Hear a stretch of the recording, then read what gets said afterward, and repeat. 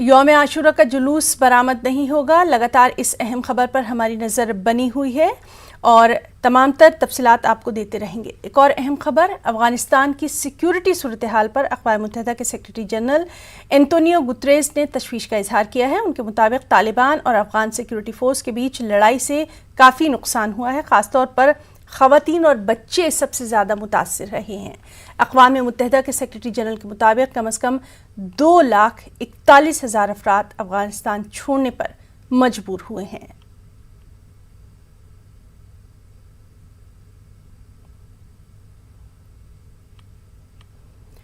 तो अफगानिस्तान की सिक्योरिटी सूरत हाल पर अक़वाम मुत्तहिदा के सेक्रेटरी जनरल एंटोनियो गुतरेस ने तशवीश का इजहार किया है।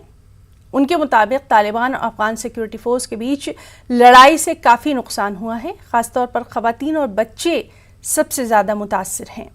अक़वाम मुत्तहिदा के सेक्रेटरी जनरल के मुताबिक कम अज़ कम 2,41,000 अफराद अफगानिस्तान छोड़ने पर मजबूर हुए हैं।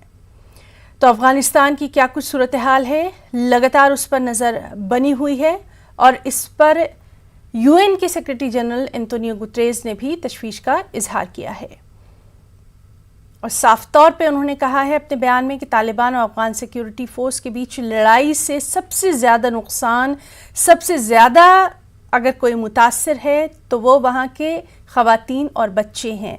सीधे रुख करेंगे दिल्ली का, हमारे साथ मौजूद हैं हमारे साथी शैलेंद्र वांगू। शैलेंद्र, लगातार अफगानिस्तान की जो सूरत हाल है उस पर सभी की नज़र बनी हुई है।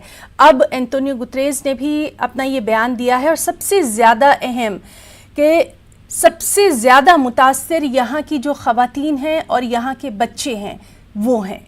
आपसे तफसीलात चाहेंगे। देखिए, जाहिर तौर पर जिस तरह के हालात अफगानिस्तान में बन रहे हैं और हम देख रहे हैं कि रिफ्यूजी सिचुएशन वहां पर बन रही है और बहुत से जो वहां से लोग हैं वो बाहर जा सकते हैं। बहुत से बाहरी मुल्क जो हैं जैसे कनाडा है वो भी अब रिफ्यूजीज को पनाह देने की तैयारी कर रहा है। लेकिन इसी बीच UN सेक्रेटरी जनरल का ये बयान काफी अहम है और उन्होंने हालांकि ये भी कहा है कि जो तशद्दुद है उसको तुरंत रोकने की जरूरत है, लेकिन तालिबान कहीं ना कहीं रुकता नजर दिखाई नहीं दे रहा है और माना जा रहा है कि बहुत जल्द काबुल पर भी कब्जा हो सकता है। हालांकि अफगानिस्तान की तरफ से कहा गया है कि वो आखिरी दम तक ये लड़ाई लड़ेंगे, अफगानिस्तान की सरकार जो ये बयान दे रही है। और वहीं इसी बीच माना जा रहा है कि आज अफगानिस्तान के जो प्रेसिडेंट है अशरफ गनी वो भी एक स्टेटमेंट दे सकते हैं। हालांकि ये साफ है कि वो स्टेप डाउन नहीं करेंगे जो तालिबान की मांग है, लेकिन जो ये लड़ाई है ये फिलहाल और इंटेंस होती जा रही है। जैसे जैसे अमेरिकन फोर्सेस वहां से विड्रॉ कर रही हैं, यहाँ तक कि अमेरिकन और बाकी जो एम्बेसीज हैं वहां से भी अब जो वहां के नेशनल्स हैं उनको भी वहां से इवैक्यूएट कराया जा रहा है। तो जाहिर तौर पर अफगानिस्तान की हालात अभी बद से बदतर होते चले जा रहे हैं और इनफाइटिंग भी वो जो है काफी बढ़ गई है। लेकिन अब देखना ये होगा कि आने वाले दिनों में जो ये काबुल तक की जो लड़ाई है तालिबान की वो कितने समय में क्या।